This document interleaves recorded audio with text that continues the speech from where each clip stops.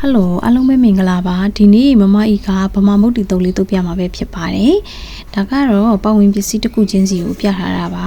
ဒီနေ့မုတ်တီတုပ်လေးကိုပေါ့နော်မမဤကငါးစီတထားလေးနဲ့တုပ်ပြမှာပဲဖြစ်ပါတယ်ရှင်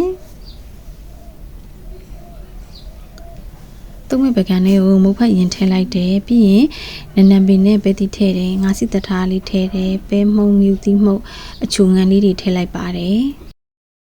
မကြီးနှစ်လေးထည့်တယ်ပြီးရင်တော့ကြက်သွန်ပြူစီကြက်ချက်ထားလေးထည့်လိုက်တယ်နော်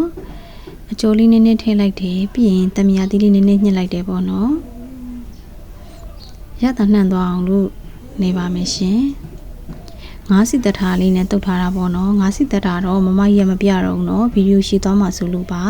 ငါးကဘယ်လိုစီတက်လဲဆိုလို့ရှိရင်တော့ငါးကိုအရင်ဆုံးစားဆွနှင်းချုံမှုန့်နေပြီးတော့ပြုတ်ထားလိုက်ပါတယ်ပြီးလို့ရှိရင်တော့ကြက်သွန်ပြူနီထောင်းပြီးတော့အယောင်တင်မှုန့်လေးနဲ့စီတက်လိုက်ပါတယ်ရှင်